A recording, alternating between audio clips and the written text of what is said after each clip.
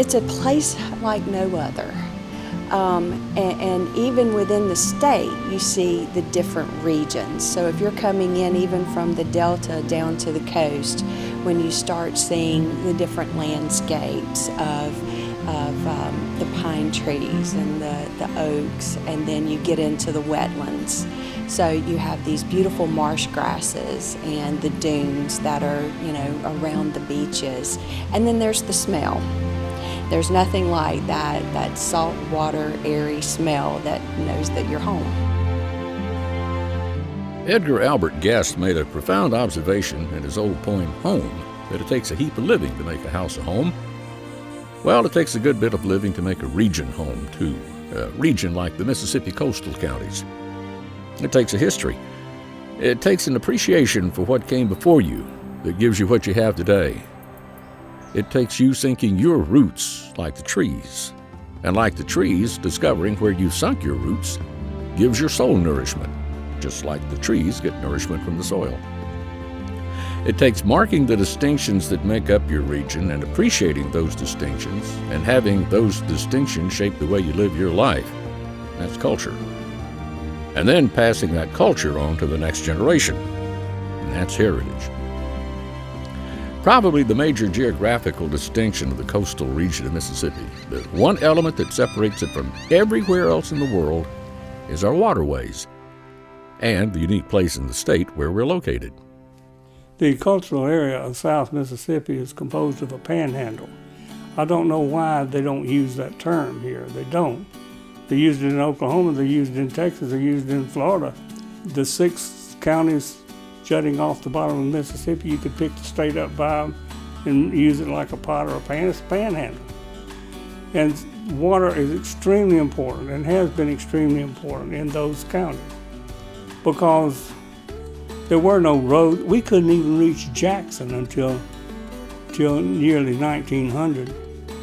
We had to go through New Orleans or Mobile and take a train north to go to Jackson. Today we get on the interstate and we're someplace in no time. Back then, it was all by boat. The Pearl, the Biloxi Bay with all its rivers that shoot up above the Tuxachanie and all those rivers jumping in there, and then you had the Pascagoula River. All those were major thoroughfares for the lumber industry and continued to be for trade goods for many, many years until, of course, the advent of the automobile and finally roads transversing our nation. I found out a long time ago that this is one region. From New Orleans to Mobile is a region.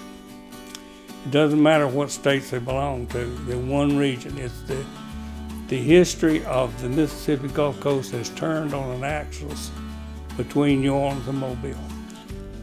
The towns along the coast before the Civil War grew up because of New Orleans. They called them the Six Sisters because they're all daughters from New Orleans. Early on, the French recognized the area as a good place to rejuvenate oneself, to have basically R&R, relaxation. And the New Orleans rich in 1800s found Biloxi the perfect place to spend the summer, and they built summer homes here. It's very cosmopolitan. It's every racial group, every religious group, every nationality down here because it is near water. And the Port of New Orleans, they poured in through the Port of New Orleans and came over here, the Irish and the Italians and all of those. And what attracted these early settlers and pioneers to come to the Mississippi Gulf Coast? Well, it was the water. Well, more specifically, what was in the water? But the Mississippi Sound, as you know, was a very rich area for seafood for many, many years. It still is, but at one time this was the seafood capital of the world. Oh, well, obviously the culture is all seafood here, and that's what it was built on.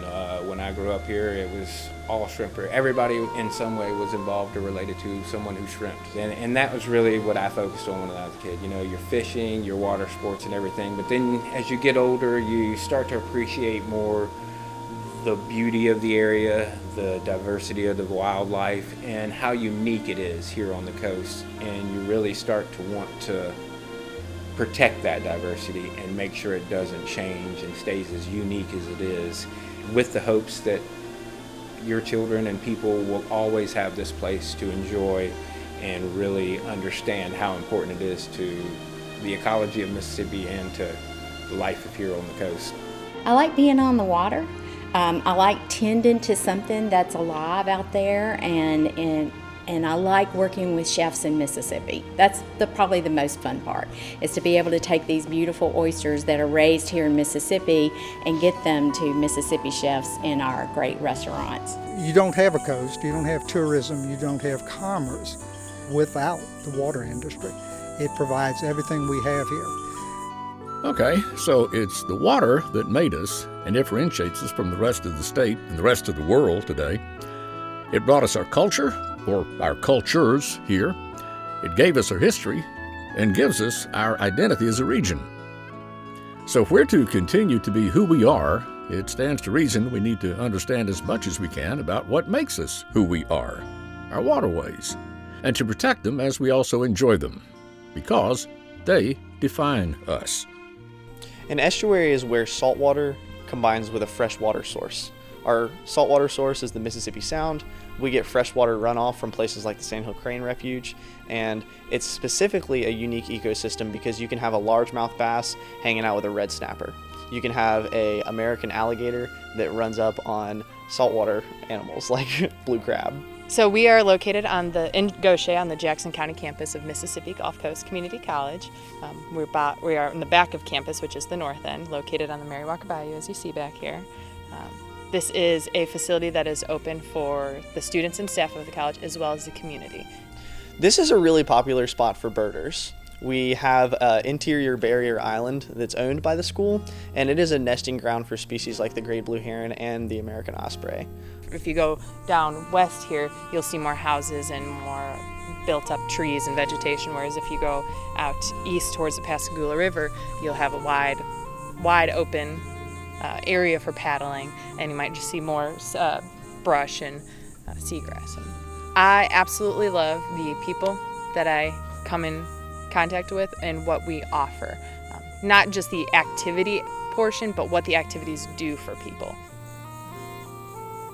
I love when they do learn about the actual water. What does the water consist of? What's in the water? What is in our trees? What they provide for us? But then if they have a little bit more ownership over it, they want to take care of it. This is a hidden gem. Many people don't know about this facility. I think it's a beautiful place to come spend and relax. We're right off of 90, but it's a step into the wilderness just on the college campus. You don't have to go into the back 40 or hours away. You can come in your hometown. The Marine Education Center serves Mississippi science teachers. We have school groups come down here, K through 12 programs. It's more of experiential learning. We love getting young people outdoors, hands-on kind of experiences. The Gulf Coast Research Lab, University of Southern Mississippi, has a really strong connection with the Gulf Islands National Seashore. And we love taking people out to the Barrier Islands, which is part of the Gulf Islands National Seashore, and introducing those young people to those pristine habitats that are so different than you see in the rest of the Gulf Coast, where you have restaurants and condos and everything.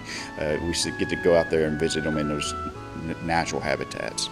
Now, Florida's got beautiful beaches, but we have the Barrier Islands.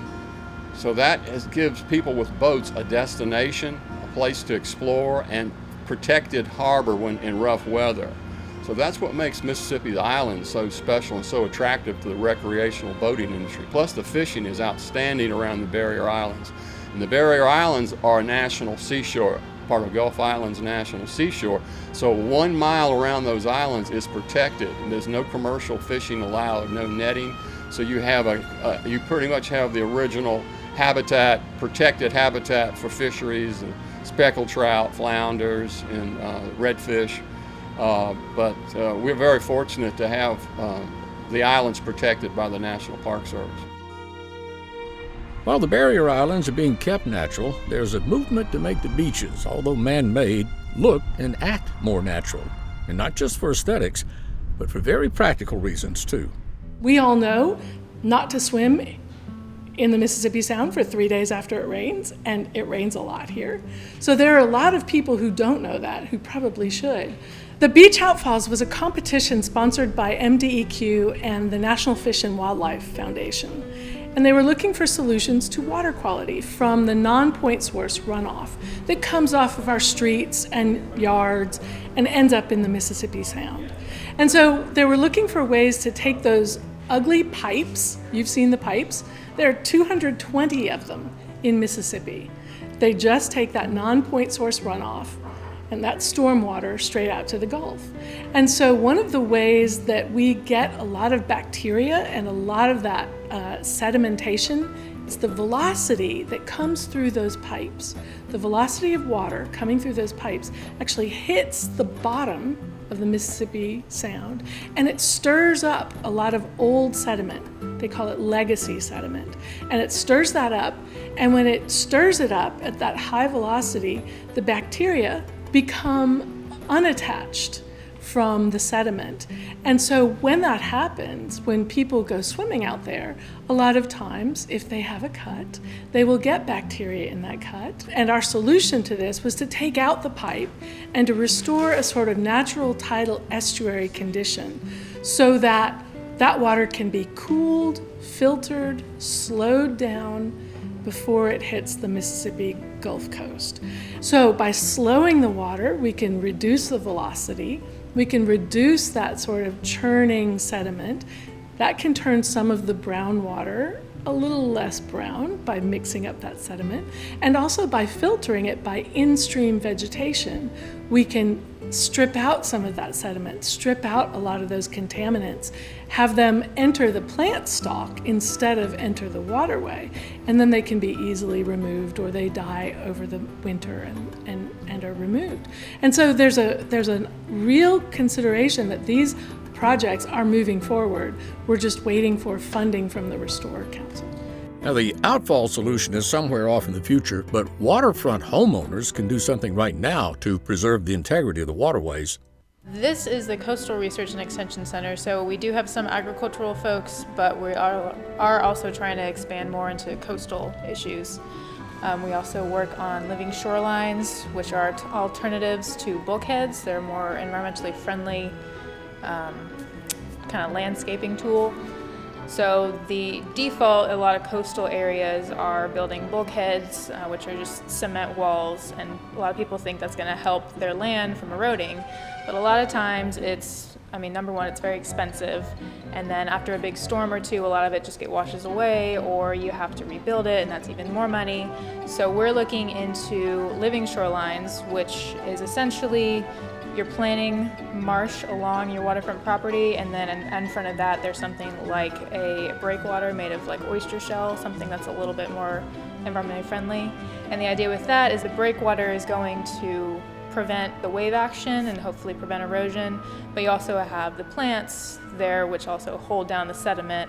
In the long term, it's better for your property. You're not going to see as much erosion. It looks better. You're going to attract a lot more fish and birds and things like that versus having a concrete wall. And then usually it's also a lot cheaper than concrete walls. So we have water and waterways and the activity associated with them that has shaped our history and defined our culture. And we recognize that it is the water that makes the coastal area the coastal area. So the next step is to recognize our waterways by designating them with a special designation. We have the only unimpeded river in the nation, the Pascagoula River, and 36 miles of beautiful beaches, along with 10 designated blueway water trails for the 6 coastal counties. It doesn't necessarily mean that you're on blue water. It's just basically a water trail. Through the Gulf Coast National Heritage Area, we mapped these blueways, these designated blueways for recreational use. So that's been a real big focus for us, is providing these blueway design guides. We've had some blueways that were designated some years back, like Wolf River and the Pascagoula River. But now that we have our design guide, we now have signage up, even on our roads. Sometimes we're right in the process now of our major highways in putting up directional signage that allows the visitors and locals even to recognize that, hey, this way is to a blue way. But if you can go into an area where you can see different plant types, maybe see some unusual streams coming into it, or see some unusual features coming into it, then you want to point those out to people, sort of like you would if you were on a little boat tour with a conservationist. And so this is your self-guided conservation type tour that you can take on a scenic waterway. And so what we're trying to do is connect everything, bring it all together, so that when it all makes sense. Greenways, blueways, they're all like places where nature is the emphasis and where people then can enjoy that nature, but have something to guide them to it. Conservation, preservation, even the establishing of blueways, all that goes into maintaining the heritage of our waterways so that the culture that's emerged along their shores can be passed along to later generations. But a very important part of ensuring that heritage is still here is restoration. And that's in the works too. We are in North Gulfport at the Lyman Hatchery owned by the Mississippi Department of Marine Resources. Our main goal is to raise and release either speckled trout or whatever species we choose for stock enhancement. We release them in Mississippi waters. We only collect our brood stock from Mississippi waters, even right now a west side and an east side, and then we specifically release the fingerlings from whichever area of Mississippi Gulf Coast waters that the brood stock were caught in. Spotted sea trout are the most popular fish in the Gulf of Mexico for sport fishing. We've seen a decline in the stocking density and stocking mass out there. And so since it is the most pressured fish, this is a proactive approach to stock management. Not only does the hatchery do restoration, but also research into product development. Yes, right now we're actually doing blue crab, but specifically for soft shell production. We're not really doing that for stock enhancement. We have earth ponds here. We get the soft shell very small, basically fingernail size. And what we're trying to do is as quickly as we can in the low salinity ponds produce soft shell crabs, a very marketable size.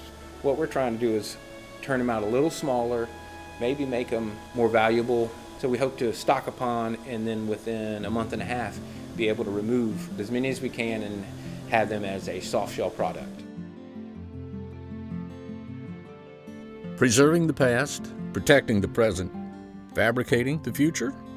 Reality comes from dreams, and here's one dream for our future coast. So the Blue Water Beach idea came about prior to the opening of the Bonnet Carré Spillway, but it really aligns well with this impacts that we're having. So these are lagoons that are connected to the Mississippi Sound, but at times of peril, they could be closed so that the toxic fresh water doesn't come in. The living shoreline protects these lagoons, saltwater lagoons, from waves. It actually helps with resilience because those waves are now breaking farther offshore.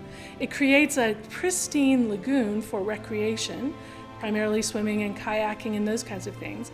And it uses the ecology of the oyster aquaculture and the marsh grasses to actually filter and clean the water. So the Blue Water Beach project is a project for recreation, economic development, and ecology.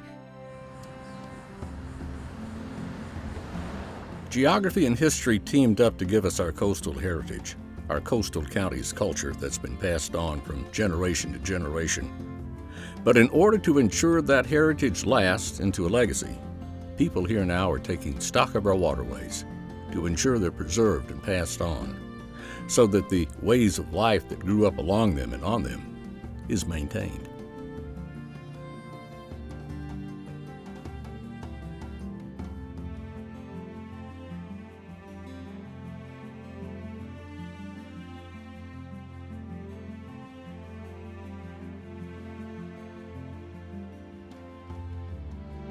For information on the waterways in South Mississippi, including their accessibility, go to www.disabilityconnection.org.